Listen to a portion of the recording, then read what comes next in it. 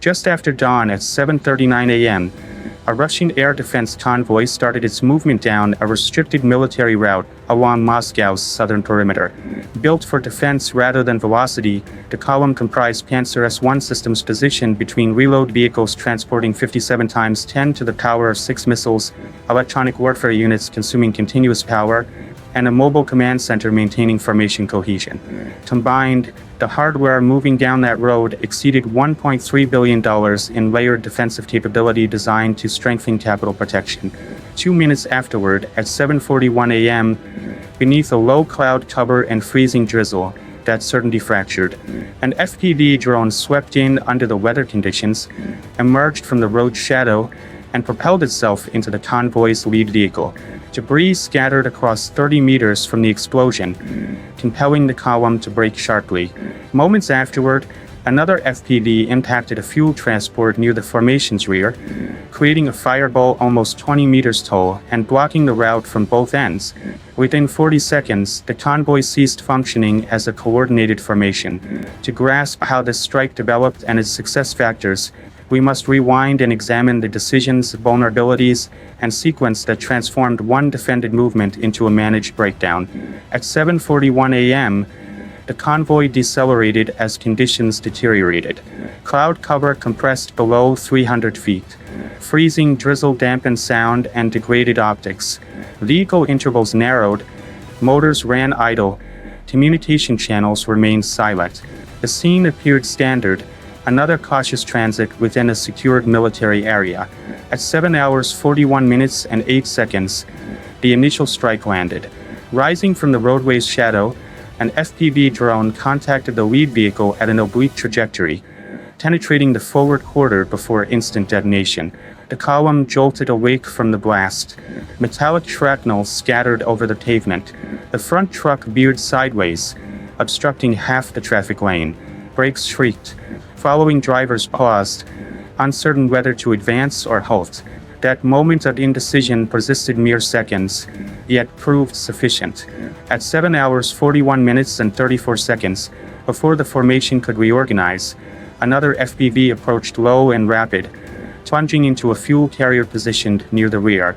The eruption rose beyond the tree canopy, a fire barrier that sealed both directional routes. Thermal waves radiated outward.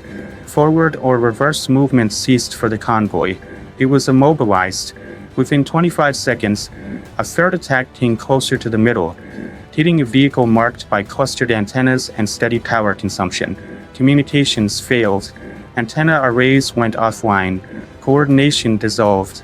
What had functioned as an organized column extending almost 180 meters transformed into separate vehicles, each responding independently. No alerts, no radar detections, no defensive fire. The strikes were compact, accurate, and conclusive.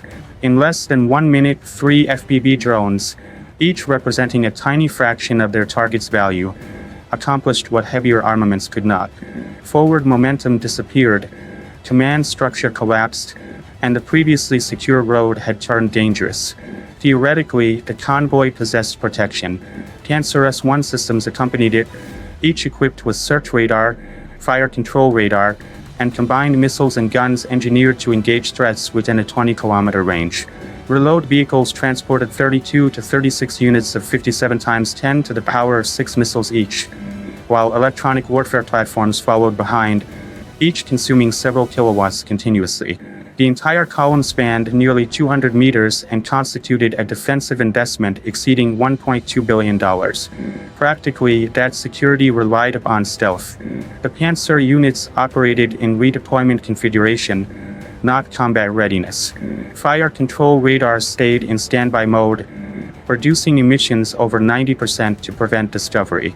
Under typical circumstances, intersecting S-400 batteries stationed approximately 25 to 30 kilometers apart would provide backup.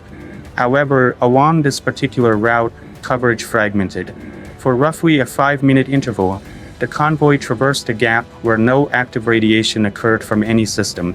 Weather conditions strengthened the false sense of security. Cloud base descended under 300 feet. Drizzle diminished optical definition and ambient sound levels approached silence. Personnel assumed these conditions concealed them.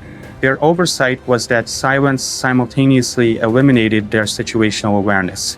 When the first FPV detonated, no radar alert occurred, no automated response, no interception protocol. Response delay extended beyond 8 to 10 seconds, an eternity at such proximity. Following the second explosion, command connections were degrading already. Vehicles remained stationary, engines operating, crews awaiting instructions that never materialized. The crucial question emerges. If command belonged to you, would you compromise silence and expose your location, or trust the coverage gap would persist? That uncertainty proved significant, because as smoke drifted over the roadway and vehicle spacing compressed, the convoy crossed a critical point. Layered protection no longer existed. Isolation had set in, and above the cloud layer, surveillance platforms were already revising target hierarchies for subsequent actions. At 7:43 a.m., the second assault commenced. The convoy had stopped advancing, motors running idle, spacing eliminated, crews waiting for directives that didn't come. Under a cloud ceiling compressed to roughly 230 feet, FPV drones maneuvered along the road, flying low enough that moisture absorbed sound and glare obscured form. Their mission wasn't reconnaissance, it was elimination. At 7 hours 43 minutes and 22 seconds, this phase's first strike contacted a reload vehicle carrying over 3057 × 10 to the power of 6 missiles. The drone impacted low where protection weakened and mass concentrated. Detonation cascaded through stored propellant and fuel channels, ripping panels loose and projecting debris 50 meters forward. A flame column ascended above the tree line, thermal energy spreading to neighboring vehicles and driving crews from protective positions. One strike eliminated the convoy's resupply capacity. At 7 hours 43 minutes and 41 seconds, another FPV targeted the mobile command platform, recognizable through its antenna arrangement and backup generators consuming 6 to 8 kilowatts continuously. The drone breached the lateral compartment and exploded internally. Antennas fractured. Electrical power ceased. Display screens darkened. Coordination didn't deteriorate, it disappeared. Seconds following, a third drone descended underneath a logistics vehicle's rear and detonated adjacent to the drivetrain. The axle broke. Suspension gave way. The vehicle didn't ignite. It didn't require combustion. Disabled in position, it blocked the rear as efficiently as flames blocked the front. Within 80 seconds, the formation lost all functionality. What had extended nearly 200 meters became isolated wreckage divided by smoke and explosive force. Secondary detonations rippled as fuel combusted. Central temperatures escalated sufficiently to distort panels and force personnel evacuation at distance. Crews dispersed without unified awareness or command guidance. This wasn't saturation bombing. This was systematic dismemberment. Each impact eliminated a specific capability, mobility, command, logistics in deliberate order. When the final FPV withdrew, the road no longer contained a functioning unit. It contained targets completely visible, completely documented, and progressing toward the operation's concluding stage. Long preceding the first detonation, the convoy had undergone identification, measurement, and encirclement. What manifested as abrupt disorder on the ground represented merely the observable portion of a surveillance network that had been constricting for hours. Above cloud cover, long-endurance reconnaissance UAVs maintained broad circular patterns, monitoring velocity, intervals, and route adherence across a corridor approaching 12 kilometers length. Beneath them, fixed-wing reconnaissance operated in overlapping sweeps, updating intelligence every 20 to 30 seconds. Nearer still, compact quadcopters maintained stations below the weather layer, positioned low enough to evade discovery, close enough to distinguish antenna configurations, axle dimensions, and thermal signatures from auxiliary power systems. Vehicle classification occurred before any deceleration. Command platforms identified themselves through constant power requirements, reload trucks through suspension compression and mass distribution, Cancer S1 systems through characteristic thermal signatures from cooling mechanisms.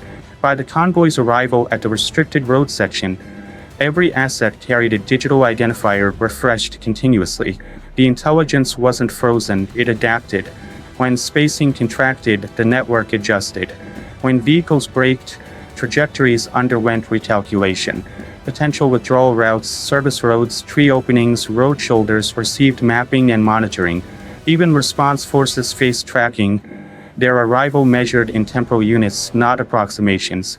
System effectiveness stemmed not from individual drones but from synchronization.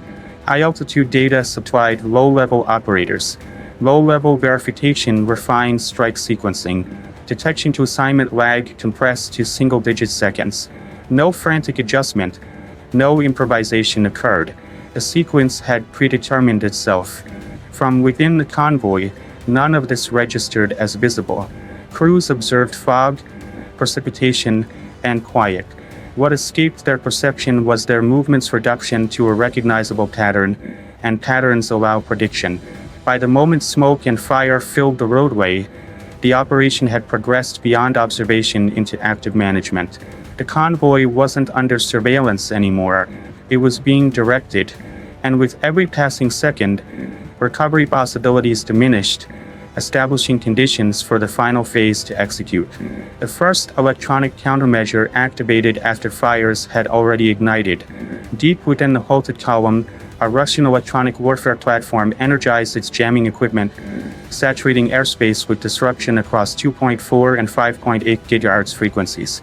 Briefly, the signal environment intensified. For personnel, it represented action. Finally, a response to an unanticipated attack. However, timing determines everything. By jamming activation, Ukrainian drones had already compensated. Control connections migrated to frequency-hopping sequences cycling hundreds of iterations per second, minimizing sustained lock probability to nearly zero. Navigation systems abandoned satellite reliance and converted to inertial guidance, depending on internal sensors rather than GPS. Even during interference peaks, positional deviation remained within 1 to 2 meters across hundreds of meters of flight.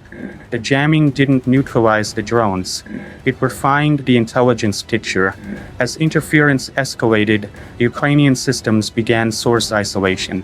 Power fluctuations, emission vectors, and signal consistency narrowed the electronic warfare vehicle's location to a compact vehicle cluster near the convoy center. Protective intent instead achieved self-revelation. Instantly, the asset received tagging. Its position updated multiple times each second. No drone fell from altitude. No transmission ceased. Surveillance persisted without interruption. Video delay maintained under 200 milliseconds. Rapid enough for real-time targeting modification. The engagement sequence didn't fracture. It intensified. Inside the convoy, comprehension arrived gradually. Spectrum disruption didn't translate into aerial dominance. Drones remained overhead, stable and precise. Their operation unaffected by ground-level chaos. Escalating electronic measures only contributed additional emissions, additional intelligence, additional targeting certainty for attackers. The opportunity to disrupt operations had closed minutes previously. What remained was verification. The convoy wasn't combating a single weapon system but an integrated network. One that had already anticipated jamming, delays, and disorder. As the electronic confrontation intensified then subsided, one reality became unavoidable.